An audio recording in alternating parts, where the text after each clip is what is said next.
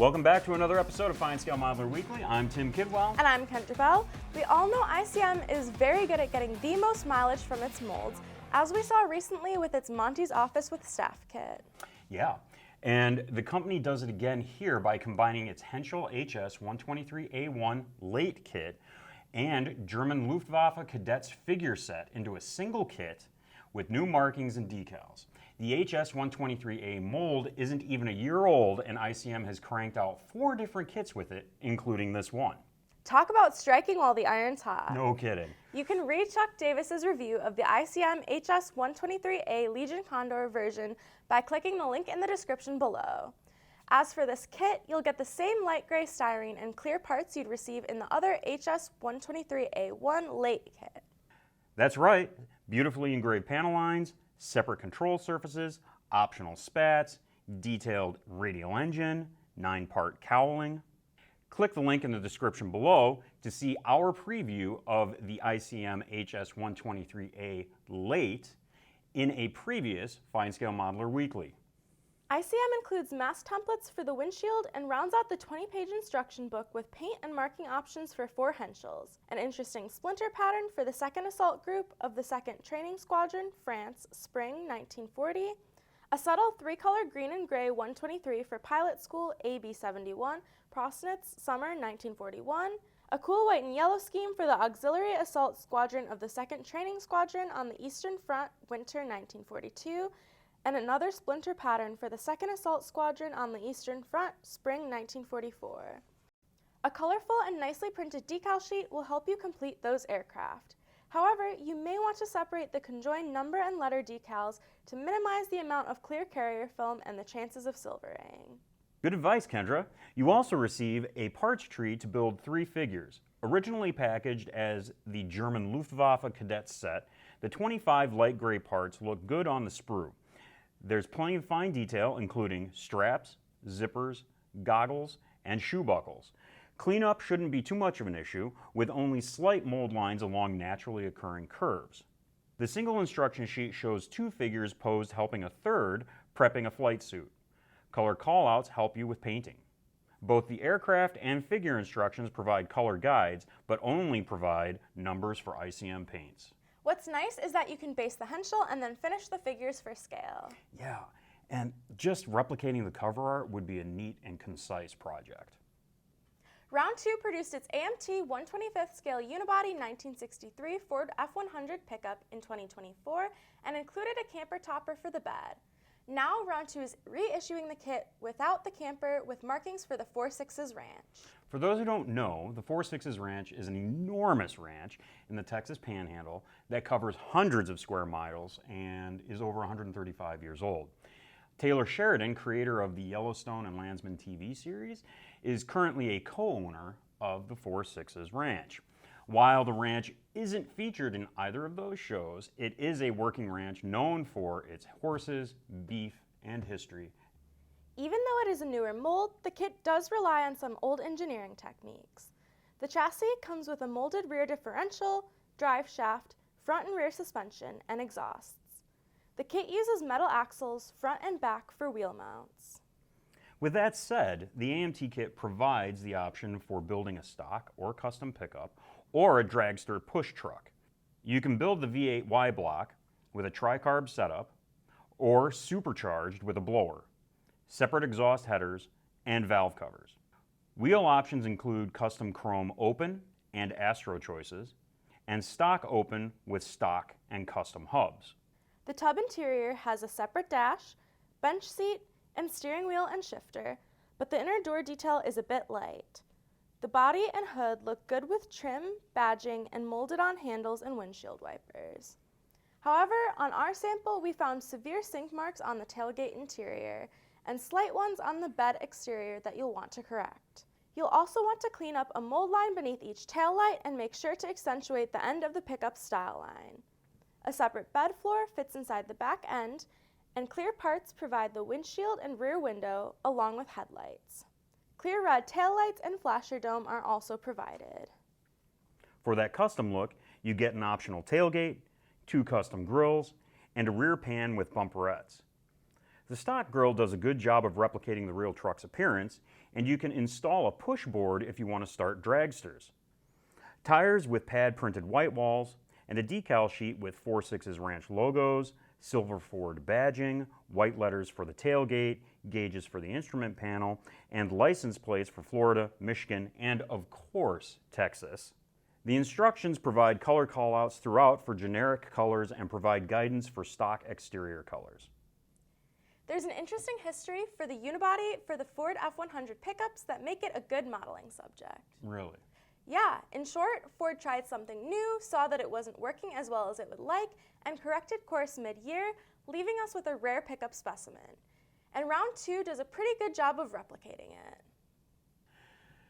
Many of us modelers paint camouflage on armor, aircraft, ships, sci-fi vehicles, or even figures. We spend a lot of time looking at different schemes, matching colors, and figuring out how best to replicate the patterns. The International Spy Museum has a new exhibition about camouflage and has published, in conjunction with Casemate, a book to accompany the exhibition, Camouflage Designed to Deceive.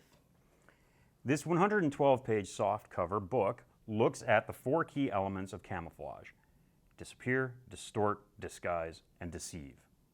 It traces the early naturalist studies of how animals would hide from predators and how this knowledge was applied to warfare at the beginning of the 20th century during World War I and given the name we use today, camouflage. The book also touches on personal disguise and its connection to stagecraft, the use of decoys during wartime, and the kits that would be used by spies and quick-change artists to alter their appearances. Not exactly a book that applies directly to modeling, Camouflage Designed to Deceive presents a light, fact-filled overview that gives you enough to chew on without doing an exhaustive dive into any one specific aspect of camouflage. Reskit Models has produced another aftermarket detail set, this time for the Trumpeter 1/32 scale F-35A Lightning II. It has. This is a late cockpit, hyper detailed edition featuring 3D printed parts and a couple of extra goodies. As we've seen with Reskit's other detail sets, it takes protecting the fragile resin parts seriously. The packaging is outstanding and the parts trays have high sides to keep them from breaking. In addition to the extremely detailed cockpit tub, you'll find an excellently rendered Martin Baker US-16E ejection seat, integrated instrument cover, display panels, side consoles, control sticks, and pressurized rear bulkhead. But that's not all. The kit provides clear acetate for the HUD and a panel on the ejection seat. It also includes a decal sheet with markings and stencils for the ejection seat, instrument panel, and side panels. Reskit continues to impress with its detail sets. I can't say enough about the quality of the prints, but I will admit that the number of supports on some of those parts is a bit daunting. So we're going to get one of our reviewers on it and see what they come back with. Look for reviews of the Reskit F-35A cockpit and more in the pages of FineScale Modeler magazine and at FineScale.com. Where you can also find useful scale modeling advice to help make your next build better. And don't forget to visit shop.trains.com for FSM back issues, tools, books, gifts, and more. We've talked about scribing panel lines in Scale Model Basics videos, and you can see one of those videos in the link in the description below. However, I don't think we've really necessarily delved into the tools for scribing panel lines, at least not in depth or all the ones that I have at my workbench. Here is an array of my scribers, and we've talked about how you can use a razor saw for scribing panel lines. I have these 4, they're more like dental tools really. I don't use these ones very much. I'm going to tell you because I can't get a lot of leverage with them. I mean, they're kind of neat to have, but this one I used to use an awful lot. And I think some of you would understand taking a sewing needle and chucking it into a pin vise. Well, basically that's what this is, all in one tool. And I used to use this one quite a bit, but the end of it it's still sharp, but it's a little hooked and it doesn't do quite the job that I like. Now, we talked about micro chisels here in a few episodes ago, and that's a good option for, especially for like Gundam models. They're kind of cool. But my favorite tool up until recently has been this scriber from Green Stuff World, just because it's got a nice hook, it's sharp, and I get the right amount of leverage when I'm using it to scribe a panel line. I was hanging out online, like I do, and talking with a couple of other modelers, and one modeler reminded me about a scribing pen. And I thought, holy cow, that's right. You can just go down to the hardware store and pick up a scribing pen. Carbide tip, nice and sharp, and it's only $5, $6, $7. Much cheaper than some of the hobby scribers that you can find. And so this one has started to become one of my favorite tools just because it's just so utilitarian. So here's the scribing pen. Just put it right up there like you would with any other scribing tool. Run it along there a couple of times. And look at that. Nicely scribed line. The reason why I bring up the scribing pen is that, as so often is the case with our hobby tools, sometimes if we're looking to achieve something, we can go down to the hardware store and find a general purpose tool that will do the job, and often for a bit less than what our hobby grade tools will cost us. Also, with something like this, you can find sometimes little hidden uses for them. Like this one has a pretty powerful magnet in the back, so should you drop something, that would be magnetic, you can always try and find it in the carpet monster with the back of the tool. The other thing that is nice about this is that this one in particular, should I dull, break, or affect the tip, I can always get a replacement and just put that in there. And they're easy to find. This was at the local hardware store. It was just down the same aisle as screwdrivers and hammers. So I would expect that you would be able to find one of these scribing pens in your hardware store in a similar place. So we're right in the middle of contest season, and you've been on the road a lot, and you were at a show this weekend. Which one was that?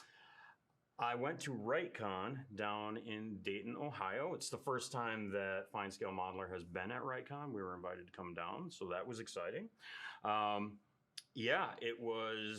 It was pretty busy. They had it in two different rooms. The contests were in the contest areas were in two different rooms. We were set up with the photo booth in one of those. And so we took a bunch of photos, and then I also captured some video of what was on the contest tables, and some pretty impressive work down there, I've got to say.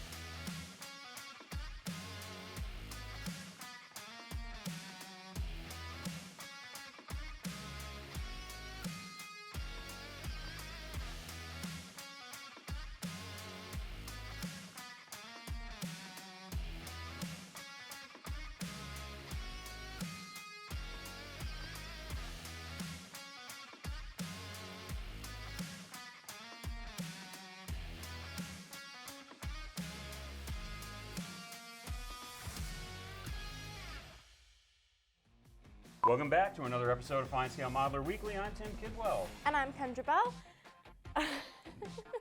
And there's the first one. As is so often click the link and it's just how many times can I say the word ranch? Reskit continues to impress with its detail sets. I just ran over your line.